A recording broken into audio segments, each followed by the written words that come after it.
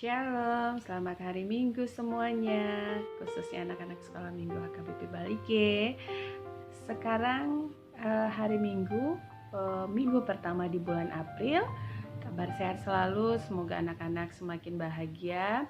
Kita tetap beribadah di rumah bersama mama papa, abang dan adik serta kakak di rumah. Tetap semangat dan giatlah terus untuk berdoa. Nah, untuk hari Minggu ini kita akan mendengarkan cerita firman Tuhan yang diambil dari Matius 21 ayat 12-17, judulnya Hosana bagi anak Daud. Nah, adik-adik, hari Minggu ini cukup spesial. Ada namanya dibilang adalah hari Minggu Palmarum atau sebelum kita mulai, mari kita bersatu di dalam doa. Selamat pagi Bapa, kami mengucap syukur kepadamu untuk kasih karunia-Mu, di mana pada hari ini kami rindu mendengarkan firman-Mu. Tuhan, bukakan dan percayakan firman-Mu bagi kami anak-anak sekolah minggu yang pada saat hari ini mendengarkan firman-Mu. Jamah hati kami, telinga kami, sehingga kami mengerti akan firman Tuhan dan dapat kami terima di hati kami, berbuah di dalam hidup kami. Terima kasih Bapa yang baik, berfirmanlah Tuhan. Engkau juga yang memberkati guru kami, dalam nama Yesus kami berdoa, amin. Oke, sama-sama kita buka Matius 21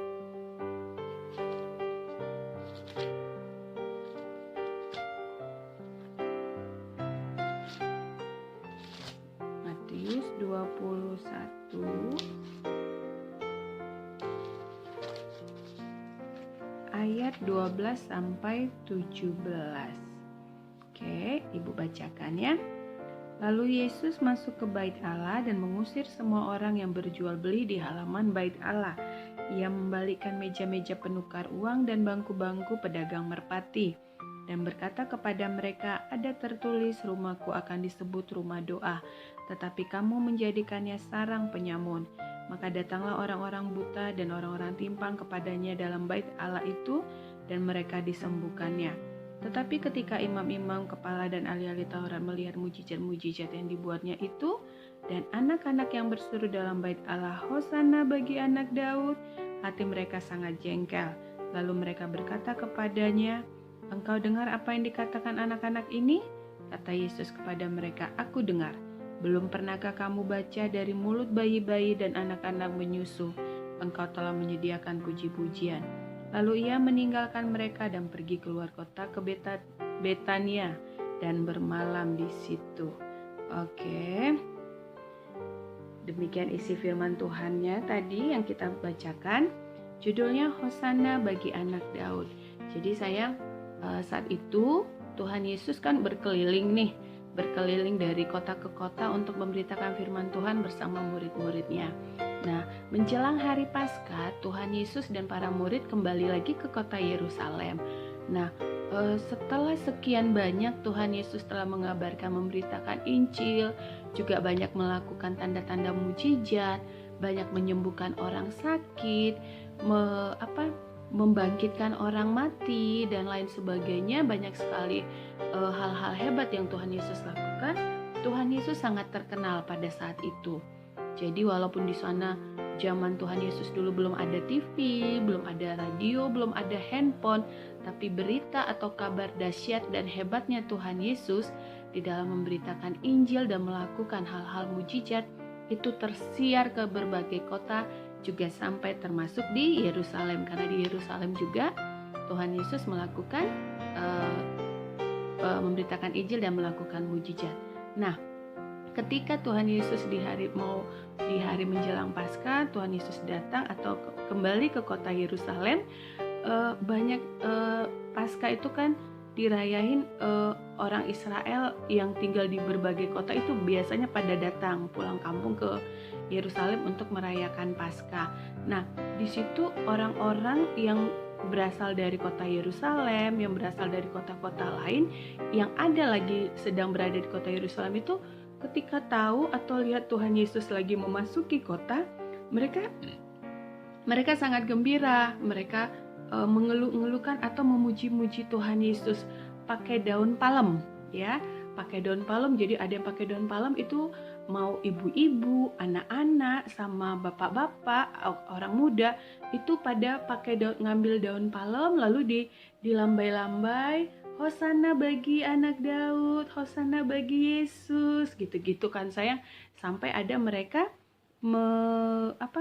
membentangkan baju mereka, kain mereka untuk Tuhan Yesus lewat. Nah, ketika setelah itu Tuhan Yesus pergi ke bait Allah, masuk dia di bait Allah.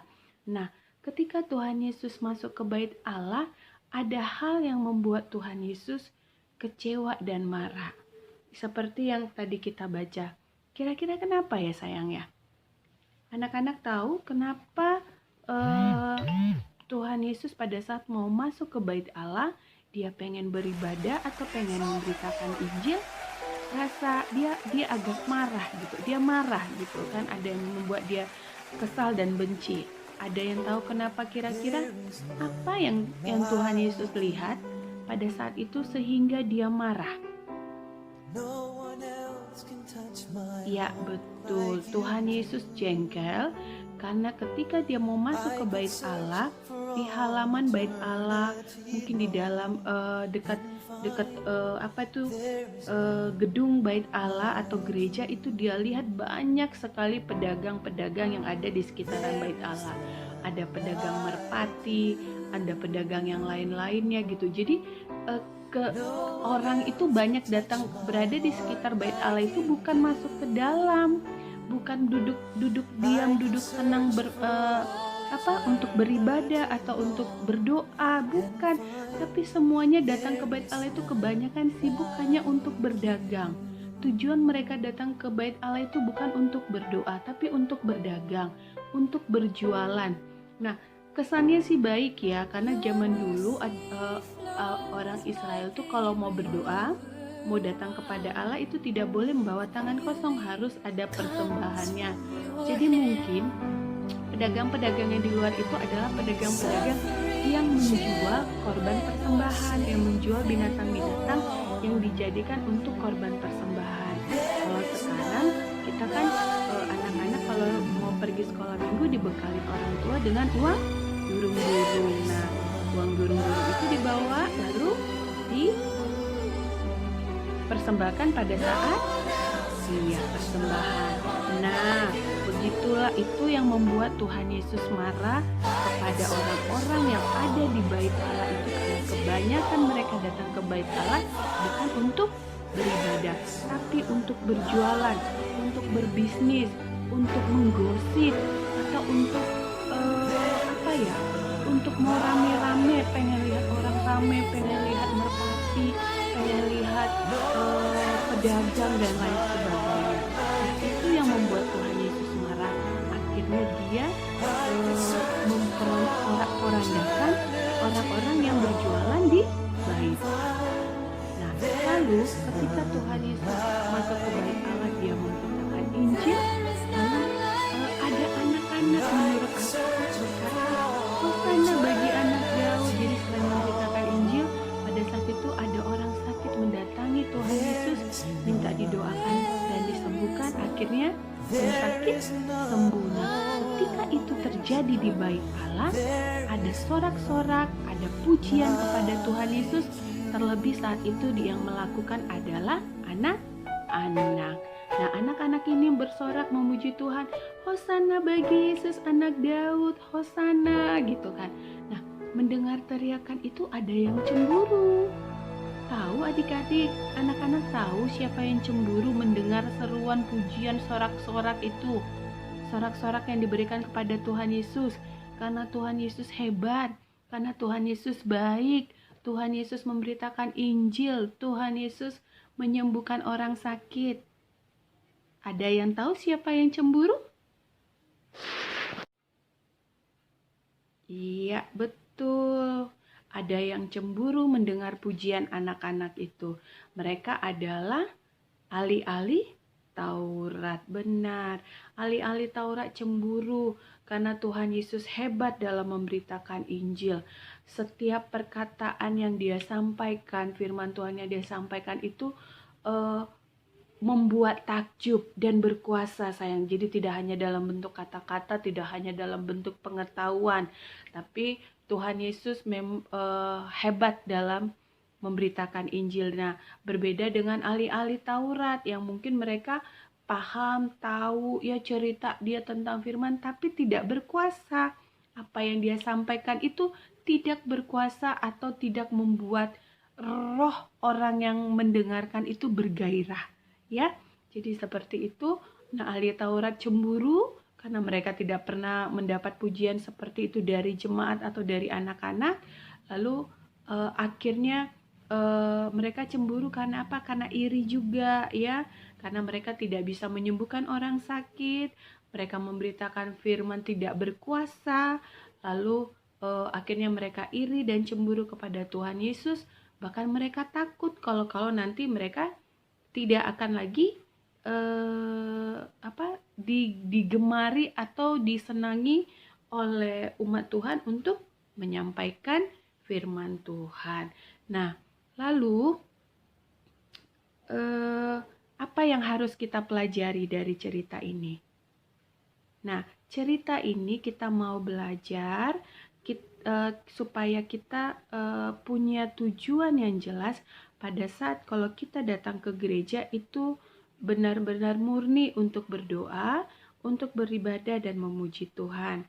Jangan seperti orang-orang yang tadi dimarahi oleh Tuhan Yesus, yang membuat Tuhan Yesus marah atau kesal itu ada orang-orang yang punya tujuan lain di rumah Tuhan. Mereka datang ke gereja untuk berjualan. Mereka datang ke gereja untuk bertemu dengan orang yang mungkin yang mereka sukai, atau mereka ke gereja karena mereka punya baju baru, jadi pengen pakai baju baru, lalu pengen dilihat sama teman-temannya. Atau ada anak sekolah minggu ke gereja itu karena punya sepatu baru supaya cantik dan ganteng ke gereja, lalu dilihat teman-temannya. Jangan punya tujuan seperti itu kalau datang ke rumah Tuhan atau ke gereja. Lalu mungkin ada juga yang ke gereja karena kalau dia ke gereja dia dapat uang jajan dari mamanya. Misalnya kalau aku nggak ke gereja, aku nggak dikasih 5.000 uang jajan. Nah, kalau aku ke gereja, aku akan dapat uang jajan lalu dapat uang kolekte. Nah, yang bahayanya uang persembahan yang dikasih oleh mama papa, kamu pakai sebagian untuk jajan. Lalu sisanya kamu beri kepada Tuhan. Nah, itu tidak boleh. Itu akan membuat Tuhan Yesus kecewa kepada kamu. Nah, jadi ingatlah sayang, bait Allah, gereja itu adalah rumah doa. Tuhan inginkan agar gereja adalah rumah doa. Rumah atau tempat di mana kita berdoa. Gereja menjadi rumah atau tempat di mana kita menyembah Tuhan, memuji Tuhan, mendengarkan firman Tuhan, menerima kasih Tuhan, menerima kuasa Tuhan, sehingga tidak ada tujuan lain kita ke gereja selain daripada berdoa. Jangan datang ke gereja karena kamu punya baju baru, karena kamu pengen menunjukkan baju barumu, karena kamu pengen dapat uang jajan, atau karena karena pengen berjualan juga di gereja, ya. Jangan pernah melakukannya karena itu akan membuat hati Tuhan Yesus menjadi sedih. Ya, demikian firman Tuhan hari ini. Kita mengucap syukur buat kebaikan Tuhan. Hari ini Tuhan mengingatkan kita bahwa rumah Tuhan, bait Allah adalah rumah doa. Jadi apapun tidak boleh ada alasan lain kita datang ke rumah Tuhan. Tidak boleh ada kegiatan lain yang kita lakukan di rumah Tuhan selain berdoa, memuji, dan menyembah Tuhan. Nah, jangan datang ke gereja hanya karena kamu punya tujuan lain di luar itu. Karena itu nanti akan mendukakan hati Tuhan Yesus. Ya, Demikian firman Tuhan hari ini. Semoga anak-anak diberkati lewat pemberitaan firman Tuhan ini. Kita tetap semangat. Walaupun saat ini kita belum bisa berkumpul di rumah Tuhan, tapi mari kita jadikan rumah kita menjadi rumah doa. Kita bersatu di dalam doa. Terima kasih untuk firman-Mu Bapa yang baik. Hosana bagimu Tuhan karena perbuatan-Mu yang dahsyat. Kami bersyukur untuk cerita firman Tuhan hari ini. Ajari kami Bapa untuk menyukakan atau menyukai bait Allah, untuk rajin beribadah kepada Tuhan, dan kami memiliki hati dan niat yang tulus untuk datang ke rumah Tuhan. Tidak ada yang lain selain untuk berdoa dan memuji nama-Mu. Terima kasih untuk firman-Mu Bapa. Kerjakan Tuhan lewat kasih dan kuasa Roh Kudus-Mu atas hidup kami, sehingga kami menjadi pelaku akan firman-Mu. Terima kasih Bapa yang baik, dalam nama Yesus kami berdoa. Amin. Ya, jangan lupa buku PR-nya sayang, dan jangan lupa menghafal ayat bulanan di bulan April. Terima kasih, shalom.